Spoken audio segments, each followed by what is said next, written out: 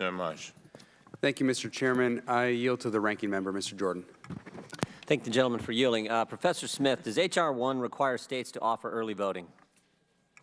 Yes. Does H.R. 1, Professor, require states to offer no-excuse absentee voting? Yes. Does H.R. 1 require paid leave for federal workers to be poll workers? Yes. Does H.R. 1 require states to let released felons vote? I believe it does. Does H.R. 1 require taxpayers to finance campaigns? Definitely. Definitely. Does H.R. 1 require taxpayers, as Mr. Meadows was alluding to just a few minutes ago, does H.R. 1 require taxpayers to pay for the campaigns of candidates they oppose? Yes. For example, under the system, if I were to contribute $10 to the re-election campaign of the president, the folks on this side of the aisle would collectively, with others, contribute $6 or something like that. Yep.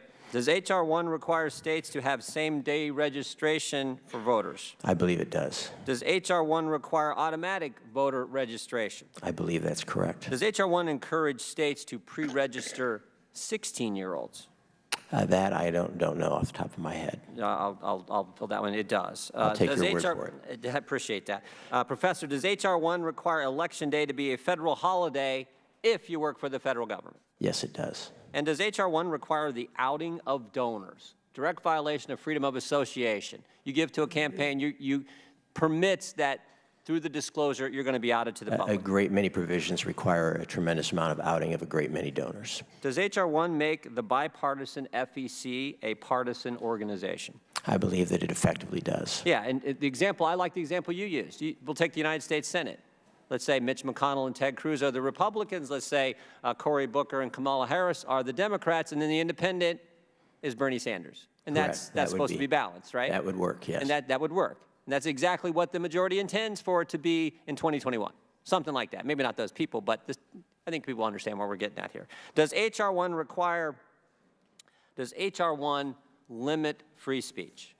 I believe that it does in significant ways, as I pointed out in my testimony, in ways that it was not limited even before some of the Supreme Court decisions that H.R. 1 purports to want to overturn.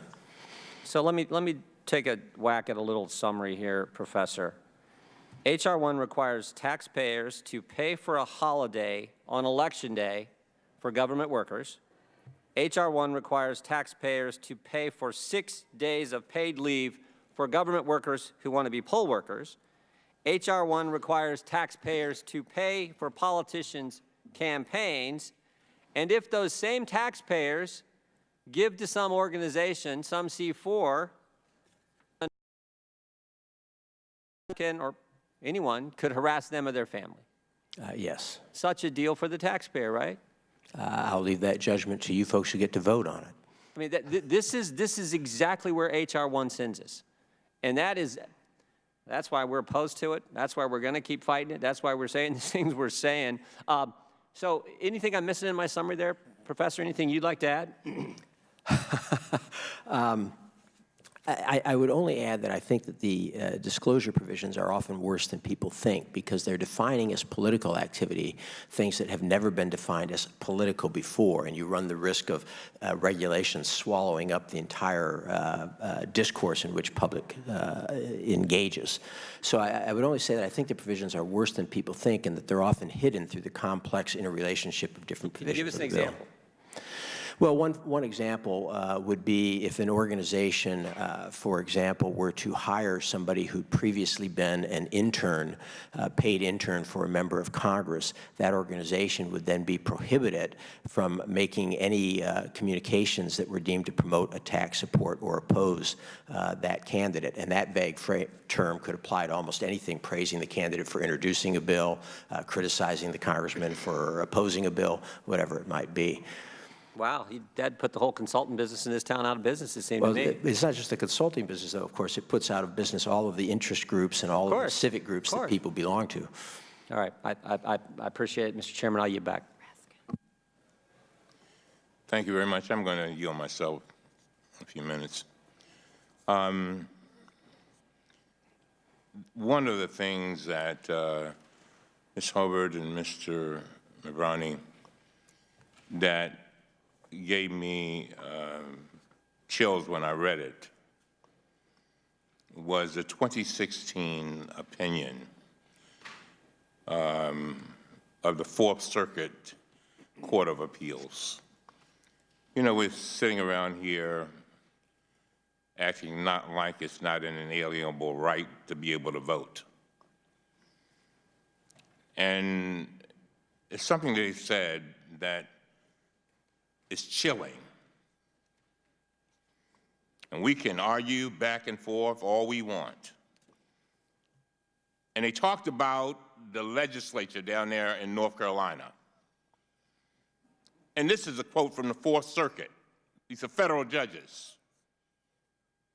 They said, before enacting that law, the legislature requested data on the use by race of a number of voting practices. Upon receipt of the race data, the General Assembly enacted legislation that restricted, come on, you talk about inalienable rights, that restricted voting and registration in 5 different ways, all of which disproportionately affected African Americans. They went on to say, this is the Fourth Circuit. I didn't say this.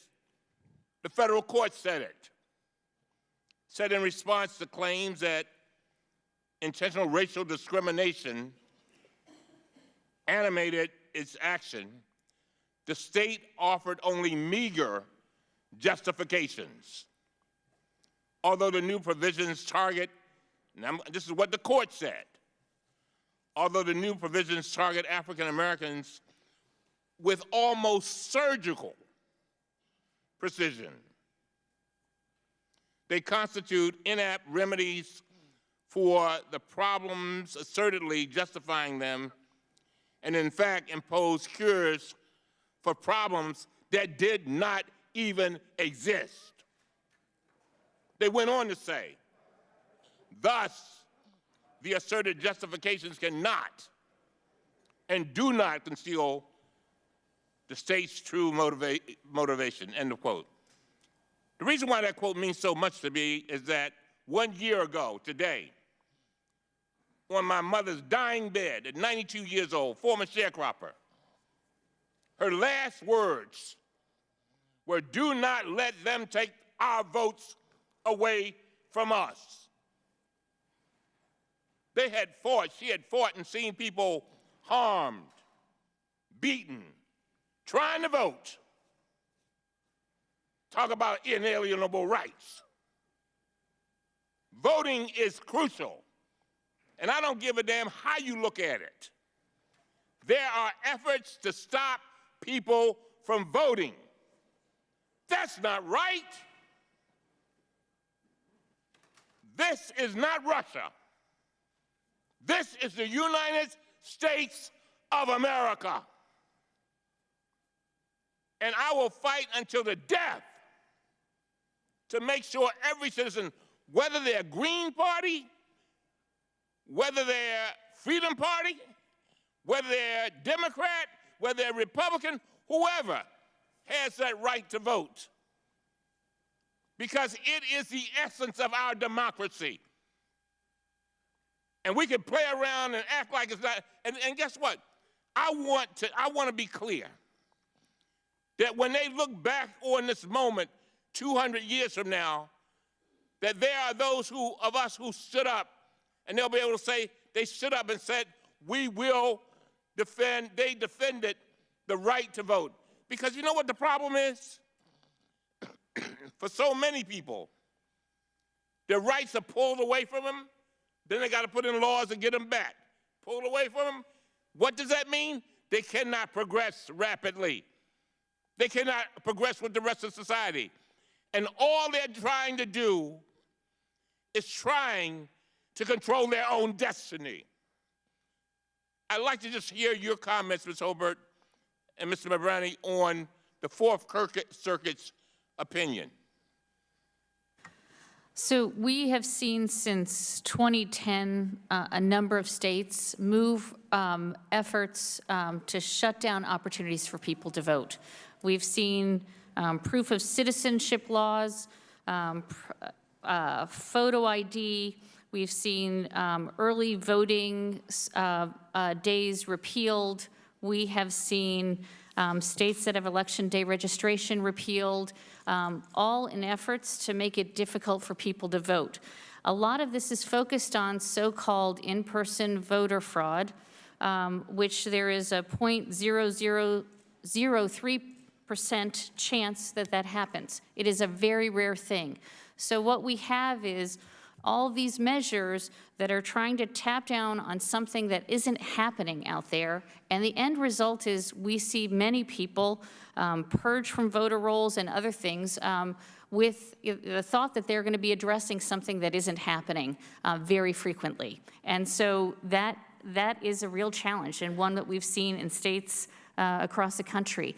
And the reforms in H.R. 1 to put in place early voting, to deal with voting machines and so that they're working and functioning, to add poll workers where we have a real shortage in poll workers, so people aren't standing in line and leaving. All of these things are put in place to help create opportunities for people to vote. Election day registration is a perfect antidote to a purge so that you can show up on election day.